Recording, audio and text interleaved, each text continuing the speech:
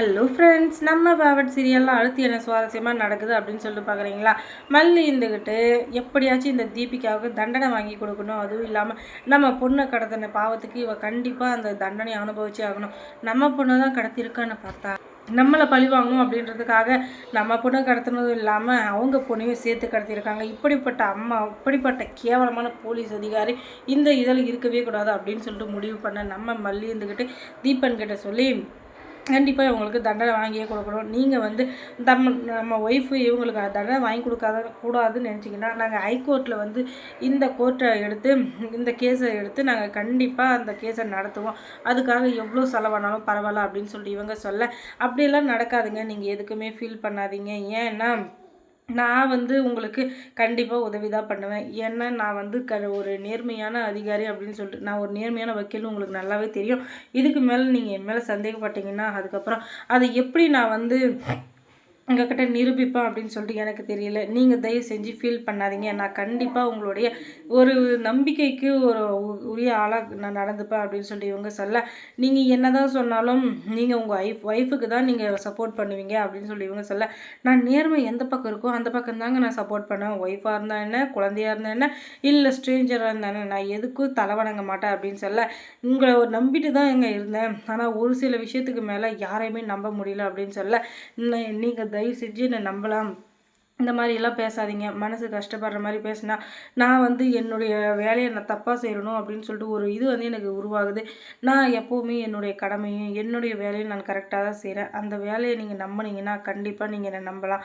நீங்கள் இந்த நம்பிக்கை வச்சிருக்கிறதுக்கு கண்டிப்பாக நான் வெற்றிகரமாக உங்களுக்கு வெற்றியை தேடி தருவேன் அப்படின்னு சொல்ல, மறுநாள் காலையில் கோர்ட்லேருந்து ஒரு வக்கீல் நோட்டீஸ் வருது. அது என்ன அப்படின்னு சொல்லிட்டு பார்த்தீங்கன்னா, மல்லின்றவங்களை வந்து சித்திரவதை பண்ணதுனாலையும் அவங்க சின்ன குழந்தைன்னு கூட பார்க்காம அவங்க குழந்தையும் சித்திரவதை பண்ணதுனாலையும் அந்த குழந்தைய கடத்தி வச்சுக்கிட்டு இவங்களை பழி வாங்கிறதுக்காக அந்த குழந்தைய வந்து சித்திரவதை பண்ண ஒரு காரணத்துக்காக 2-3 கேஸில் அடிப்படையில் அவங்க மேலே இபிகோ செக்ஷனில் கேஸ் பதிவாயிருக்கு.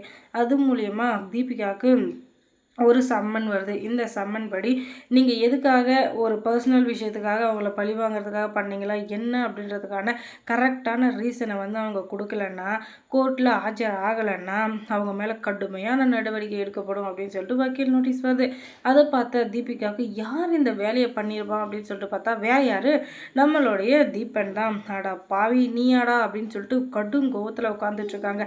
அந்த தீபன் எப்போ வீட்டுக்கு வருமா அப்படின்னு சொல்லிட்டு அவர் வராரு வந்துக்கிட்டே இருக்காரு. கடைசியில் ரொம்ப லேட் ஆயிடுது. நைட்டு 11 மணிக்கு மேலே வர அது வரையும் அங்கே பூதம் காத்துருந்த மாதிரி காத்துட்டு இருந்த தீபிகா இருந்துக்கிட்டு, இப்போ உங்களுக்கு சந்தோஷமா, சொந்த பொண்டாட்டின்னு கூட பார்க்காம என் மேலே கேஸ் போட்டு வச்சுருக்கீங்க, நாளைக்கு வந்து கோர்ட்டில் ஆஜராக சொல்லி எனக்கு சம்மன் அனுப்பியிருக்காங்க, உங்களுக்கெல்லாம் வெக்கமாகவே இல்லையா?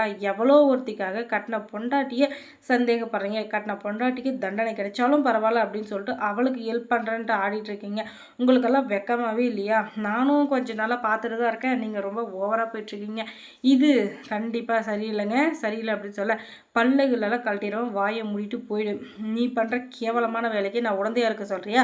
நான் இருக்க மாட்டேன், நாளைக்கு கோர்ட்டில் மீட் பண்ணலாம் அப்படின்னு சொல்லிட்டு அவர் கிளம்பிடுறாரு.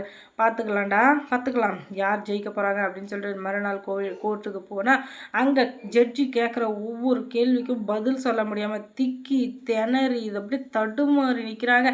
இதை பார்க்குறதுக்கே கண்புள்ளா காட்சியாக இருக்குது.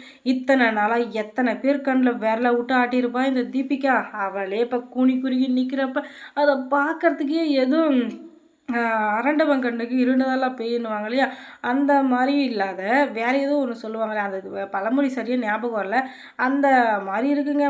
அப்பாடா அக்கடான்னு இப்போ தான் உட்காரலான்னு சொல்லிட்டு பார்த்தா அடுத்து ஒரு பிரச்சனையை கிளப்புறதுக்காக அந்த தீபிகா வந்து இருக்கா. ஏன்னா அவளுக்கு இப்போ ஆயுள் தண்டனை கொடுத்துருக்காங்க ஜட்ஜி. அதனால இன்னும் கோவத்தில் இருக்கிறவ, மல்லி உன்னை விடவே மாட்டேன், என்னை எப்படி ஜெயிலுக்கு அனுப்பிச்சியோ அதே மாதிரி உன்னை ஜெயிலுக்கு அனுப்பாமல் விடவே மாட்டேன்டி அப்படின்னு சொல்லிட்டு இந்த நிலைமையிலையும் கதறி அழுகிற சூழ்நிலையிலையும் மல்லியை பழிவாங்கணும்னு தான் நினைக்கிறாளே தவிர மற்றபடி அவள் திருந்தணும்னு சொல்லிட்டு அவள் ஒரு நிமிஷம் கூட நினைக்கல, அவள் நினைக்கவும் மாட்டான்.